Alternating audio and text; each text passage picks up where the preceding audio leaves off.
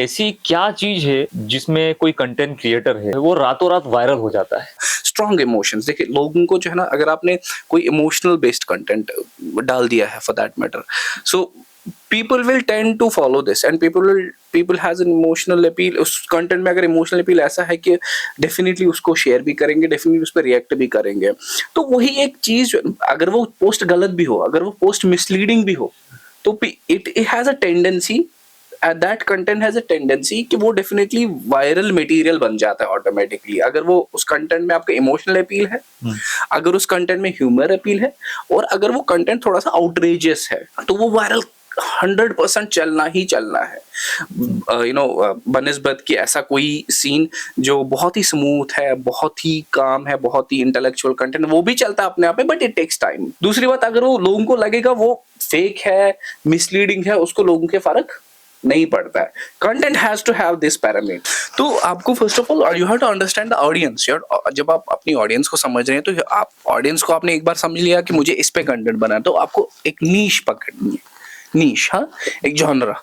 चाहे फूड पे पकड़े, चाहे आप अपना एजुकेशनल कंटेंट बनाए, चाहे आप इंफॉर्मेटिव कंटेंट बनाए, या चाहे आप कोई भी कंटेंट बनाए कि जहाँ पे आपको लगेगा कि मेरी एक्सपर्टीज है, मैं ये करना चाहता हूँ। तो then again social media believes in SEO, SEO, search engine optimization, जहाँ पे आपके कीवर्ड्स, आपके क्रिएटिव्स, जहाँ पे आपके पोस्ट्स या जहाँ पे आपके जो थंबनेल्स है, जब ये क्लिकेबल होंगे, जब ये प्रॉपर इम्प्रेशनेबल होंगे कि लोगों के वहां पे डेफिनेटली फीड्स पे आएंगे, तो ऑटोमेटिकली लोग आपको देखेंगे। And it's not a overnight journey. आपको एक ओवरनाइट में आप हो जाओगे वायरल, 100% हो जाओगे, बट वो वायरल आपने एक दिन हो गए, second day it will keep you down, दूसरे दिन आप खत्म हो गए, right. And at the same time आपको वो कंटेंट की जो कंसिस्टेंसी है वो मेंटेन करनी ही करनी है। Consistency is very important. For example, अगर आप वीडियो बना रहे हैं, आप कंटेंट क्रिएटर हो, तो you need to make at least three videos in a week, 2 videos in a week, if not 3, 2, if not 2, at least 1 तो मैं मान के ही नहीं चलूंगा। तो consistency is the key for every success. वो हर चीज में, हर फील्ड में अगर आप कंटेंट बोल रहे ना, आपका पूरा देश जाने, तो पूरा देश जानने के लिए देखिए, हर कोई यूट्यूबर, हर कोई सक्सेसफुल यूट्यूबर, हर कोई किसी भी कंटेंट क्रिएटर को उठाए ना, चाहे ध्रुव राठी को उठाया, किसी को भी उठाए, तो he has started from a grass root level, जहाँ पे उसके पहला वीडियो में उतने व्यूज नहीं आ गए जहाँ जो व्यूज आज उसके आ रहे हैं, जस्ट बिकॉज उसने एक कंसिस्टेंसी मेंटेन की है, जस्ट बिकॉज उसका जो ग्राफ है वो एलिवेटेड हो गया, वो एलिवेशन में चला गया, वो डाउनफॉल में नहीं आ गया है, राइट।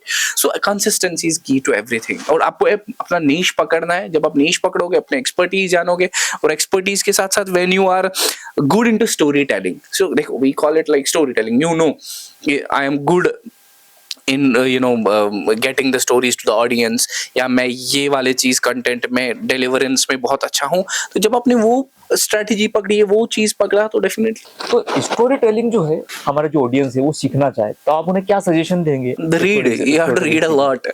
पढ़ लो भाई, पढ़ लो। A story teller is first of all a good listener.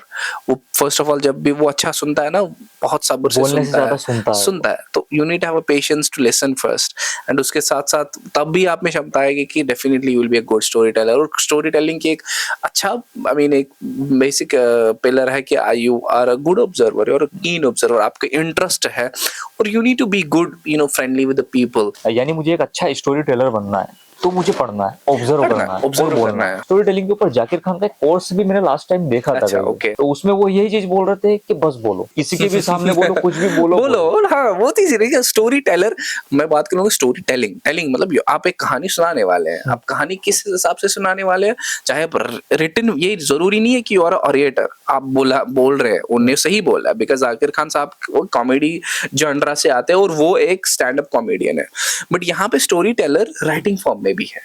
Now I am a content creator, because हर कोई बोलने ऑन द कैमरा में कंफर्टेबल तो नहीं होगा ना। So people are there, we have got directors, we have got film producers. What they do, they produce movies.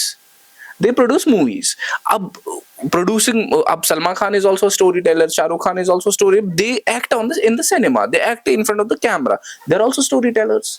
जो script लिखते हैं उसके पीछे, हर कोई मूवी के पीछे, they're also storytellers, right? वो पर्टिकुलर कहानी को दर्शाते हैं, बयान करते हैं और लिखते हैं। अब सेम बंदा अगर आप एक ऑथर है, हमारे पास an number of celebrated acclaimed authors है जो पावरफुल स्टोरी टेलर्स माने जाते हैं। जिससे like we have got Arundhati Roy की मैं बात करूंगा, she is a powerful story teller, right. We have got Leo Tolstoy, right. So we have got Fyodor Dostoevsky, who is Khaled Hosseini, right. हमारे कश्मीर के शाहनाज बशीर साहब है, मिर्जा वहीद है, सो उनको आप पढ़ लीजिए। आगा शाहिद अली साहब है, तो दे आर आगा शाहिद अली साहब का मैंने कहीं ना कहीं नाम सुना है। पोस्ट कार्ड टू कश्मीर, आप एक बार पढ़ लीजिए उन जैसे ऑथर्स को, you will get a holistic view, एक comprehensive understanding आपको एक स्टोरी टेलिंग का concept कैसा है। Then when you are actually on the YouTube, when you are actually delivering a content in a video format, तब आपकी delivery skills, आपका communication skills, आपकी लिसनिंग स्किल्स और आपके डेफिनेटली बोलने के skills, it plays a major role. बहुत सारे लोग हैं जो पब्लिक में बोलने से कतराते हैं, या उनके सामने अगर माइक रख दो या कैमरा रख दो तो वो बोल नहीं पाएंगे। तो अगर किसी को अपना पब्लिक फियर दूर करना हो तो वो कैसे करेगा? मोस्ट जो फेयर है ना आपका पब्लिक फेयर है, इट कम्स फ्रॉम थिंकिंग कि मुझे लोग क्या बोलेंगे, मुझे लोग कैसे जज करेंगे, लोग क्या कहेंगे। जब हम वो चीज, what if I forget, right, what if I forget, अगर मैंने डिलीवरी किया, अगर मैं भूल गया, फिर तो उस चीज को, and it's all psychological, right. तो ये सारे साइकोलॉजिकल ये आता है, साइकोलॉजी। अदरवाइज अपने अंदर हर किसी के अंदर एक एबिलिटी होती है, right? Everybody is able and everybody is capable of delivering the things in a different way, right? तो बट ये एक चीज हमारे अंदर ऑटोमेटिकली वो एक वहां बढ़ जाता है कि मुझे लोग जज करेंगे अगर मैं भूल गया, ठीक है। तो अगर मैंने ये चीज बोल दिया ऑडियंस के सामने, वो उन्होंने कुछ किया, तो इसका शॉर्ट में चीज है कि आप प्रिपेयर करो, आप याद मत करो। Don't memorize the thing, just prepare the things. Don't memorize. आप sentences छोटे छोटे बड़े बड़े sentences को याद मत करो, learn मत करो, just try to deliver the short sentences. वही and come up with, फिर उसी को formulate करो अपने own words में। You understand? Prepare, वो एक main चीज है। अगर आप prepare करोगे, आप किसी particular पूरी speech को आपको याद नहीं करना है। You don't have to memorize the entire speech. Just take tidbits, bullet points और mirror practicing. कभी कभार जब मिरर में प्रैक्टिस करो, हम बोलते हैं ना, like that also works a lot. और confidently लोगों के सामने भी बोलो कभी कभार, that will also help you